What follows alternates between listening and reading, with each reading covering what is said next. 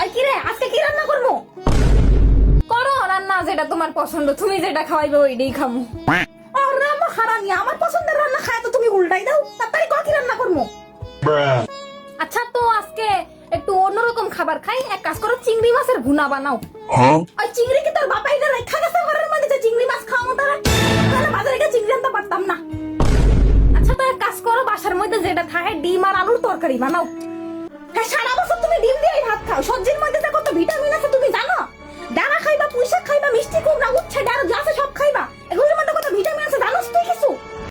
আচ্ছা, তো আজকে না সবজি খাইতে ইচ্ছা করতেছে না, তো ফ্রিজের মধ্যে যে মাছগুলো আছে সর্ষে দিয়ে এটার পাতুরি বানাই দাও। ওরে মহারানী, সর্ষে কি তুমি আমার বাইতে দিবা? এই সর্ষের পাতুরি খাইতে সারাদিন আমার কাজ কর্ম কইরা হাত ধরে ক্ষয় হয়ে যাইতেছে। জীবন যৌবন আমি পার করে দিলাম এই মহারানীকে সর্ষের পাতুরি খাইতে। আচ্ছা, তো তুমি যেটা বানাইবা ওইটাই খামো। তোমার যেটা মন চায় তুমি ওইটাই রান্ধো। আর তইলে আমি মাছ দিয়ে আলু বেগুনের ঝোল রান্তাছি। শেষমেশ যখন আলু বেগুনের ঝোলই রান্না, তাহলে এতক্ষণ আমার খ্যাট খ্যাট কেন করলা? খালি সারা জীবন মাছ দিয়ে আলু বেগুনের ঝোলই খাওয়াই গেল আমারে। শয়তানের বাচ্চা, আজকে তো আর ভাত দেবো না।